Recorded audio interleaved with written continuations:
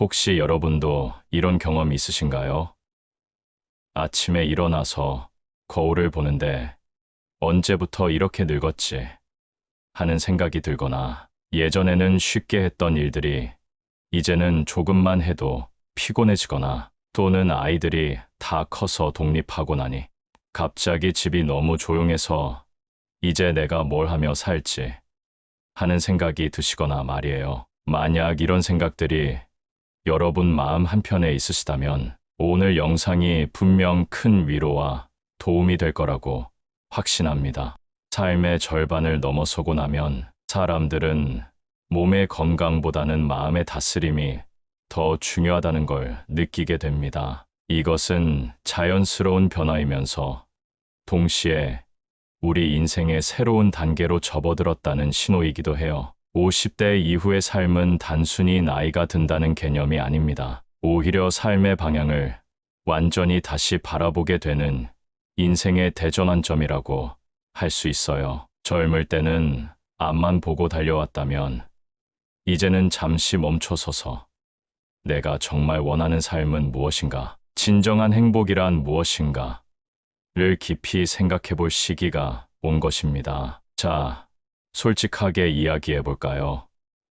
50대가 되면 어떤 일들이 우리에게 찾아오죠? 첫 번째로 자식들이 떠난 자리를 바라보며 느끼는 묘한 공허함입니다. 그동안 아이들 뒷바라지하느라 정말 바빴는데 어느 날 갑자기 조용해진 집 안을 보면서 이제 뭘 하며 살지 하는 생각이 듭니다. 특히 저녁 시간에 혼자 앉아 있을 때 이런 생각이 더 강하게 들어요. 두 번째는 퇴직이 다가오거나 이미 퇴직한 분들이 느끼는 정체성의 혼란과 불안감입니다. 내가 이제 사회에서 필요한 사람일까?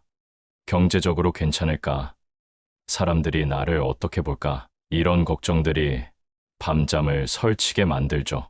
세 번째는 몸의 변화입니다. 예전에는 밤새도록 일해도 괜찮았는데 이제는 조금만 무리해도 며칠 동안 회복이 안 됩니다. 건강검진 결과지를 볼 때마다 새로운 주의사항들이 늘어나고 병원에 가는 횟수도 자연스럽게 많아져요. 네 번째는 시간에 대한 인식의 변화입니다. 젊을 때는 시간이 무한히 있는 것 같았는데 이제는 내게 남은 시간이 얼마나 될까?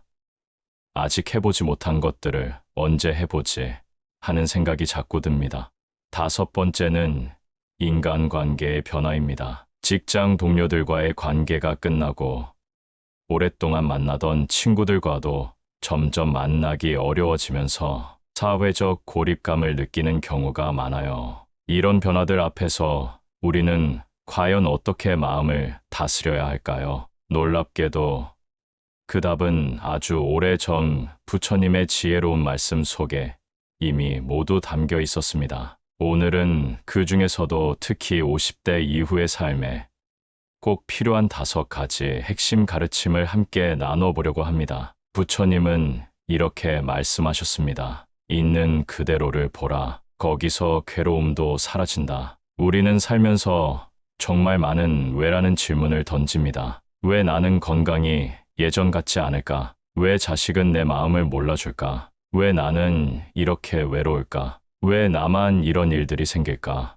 하지만 왜라고 묻는 순간 우리는 현실과 싸우기 시작합니다. 받아들이기보다는 저항하게 되고 그 저항이 오히려 더 큰 고통을 만들어내죠. 여기서 정말 중요한 건 왜라고 묻는 대신 그럴 수도 있지.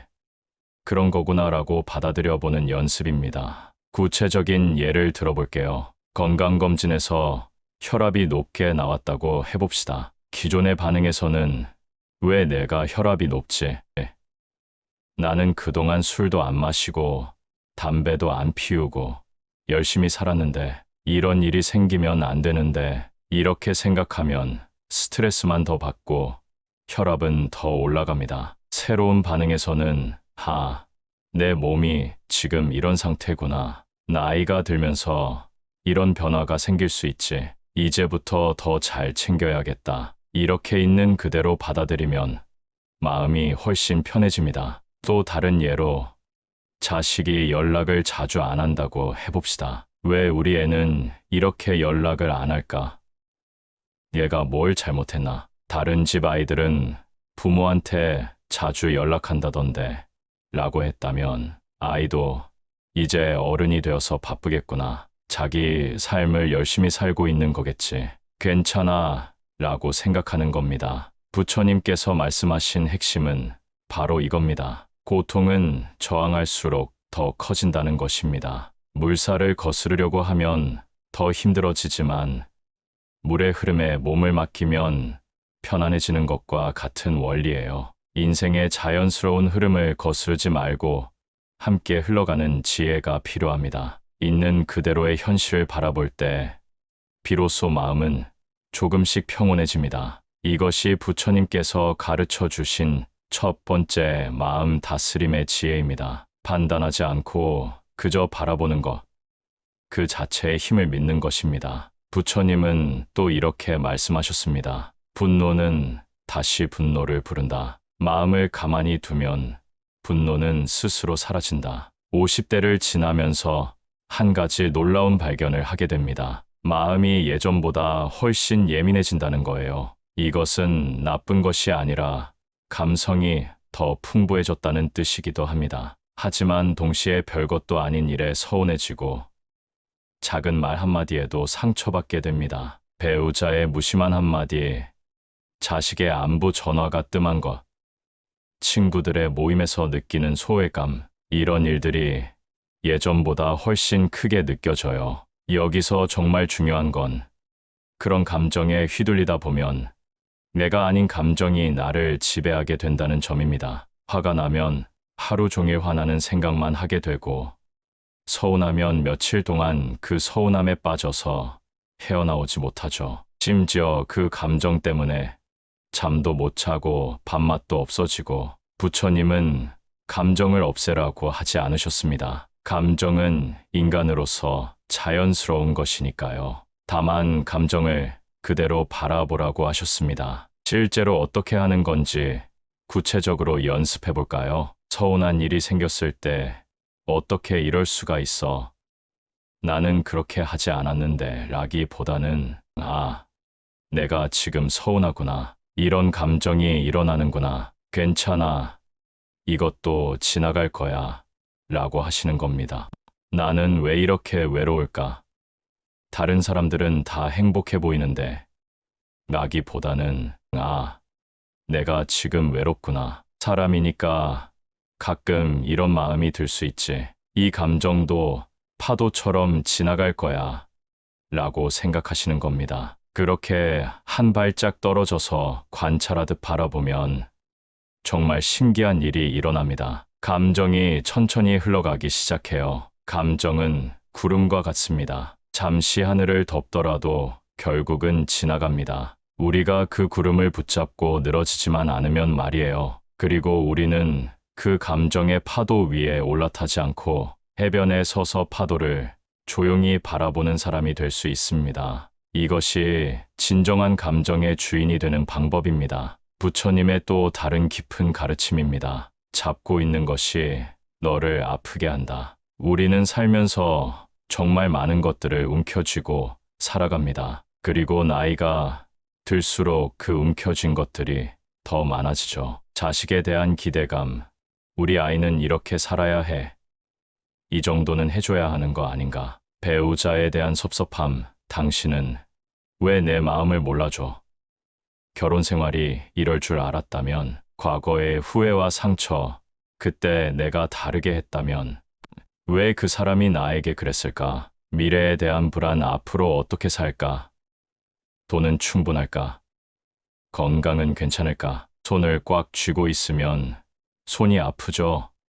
마음도 마찬가지입니다. 무언가를 너무 꽉 잡고 있으면 마음이 아파집니다. 50대 이후에 가장 필요한 건 무언가를 더 채우는 것이 아니라 천천히 내려놓는 연습입니다. 자식들에게는 이렇게 말해보세요. 너는 왜 이렇게 사니? 엄마 아빠 말 좀 들어라. 라기보다는 너희 인생이니까 내가 알아서 해. 엄마 아빠는 언제나 응원할게. 힘들면 언제든 말해 라고 해보세요. 배우자에게는 당신은 왜 내 마음을 몰라줘? 나는 당신을 위해 이렇게 했는데 라기보다는 당신도 당신 나름대로 힘든 일이 많겠구나. 내가 좀 더 이해하려고 노력할게 라고 해보세요. 과거의 실수나 상처에 대해서는 계속 후회하고 원망하기보다는 그때는 그게 내가 할 수 있는 최선이었어. 지금의 나는 그때보다 더 나은 선택을 할 수 있어. 이제 됐어.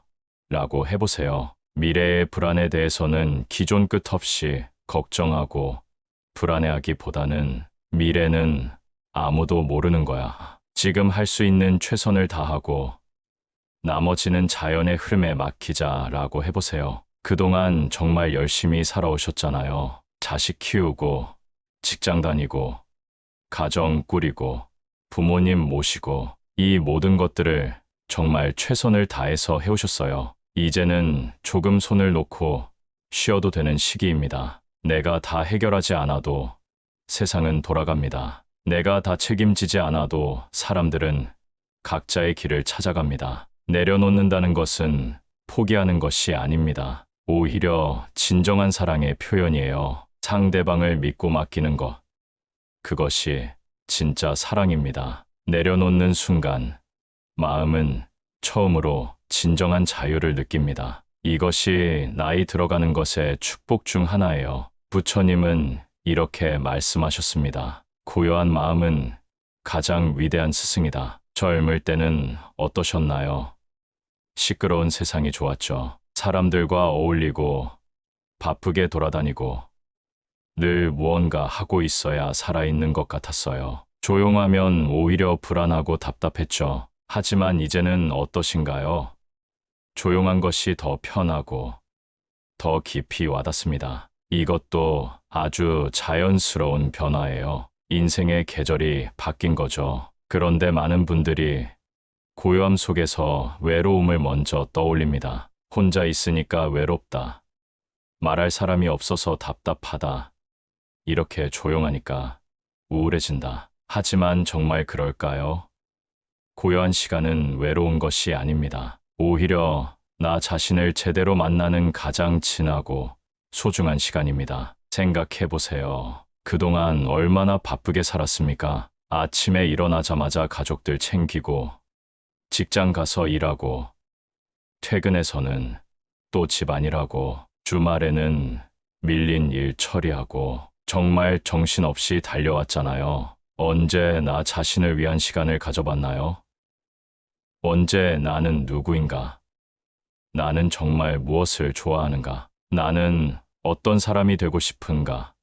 를 진지하게 생각해 봤나요? 이제야 비로소 그런 시간이 생긴 거예요. 이것은 축복입니다. 아침 햇살을 느끼며 마시는 한 잔의 차, 그 차 한 모금의 온기가 온몸에 퍼지는 그 순간, 세상의 모든 소음이 사라지고 오직 지금 이 순간만 존재합니다. 아무 말 없이 앉아서 창밖을 바라보는 저녁 시간 노을이 지는 하늘을 보면서 참 아름답다는 생각이 절로 드는 그 순간, 마음이 정말 평화로워집니다. 책 속의 한 구절이 마음에 와닿아서 한참을 가만히 생각에 잠기는 그 시간, 그것이야말로 진정한 명상입니다. 예전에 좋아했던 노래를 들으면서 그때의 추억들이 하나씩 떠오르는 순간들, 이런 시간들 속에서 마음은 정화되고 삶의 진짜 의미를 다시 떠올리게 됩니다. 그리고 내가 정말 소중히 여기는 것들이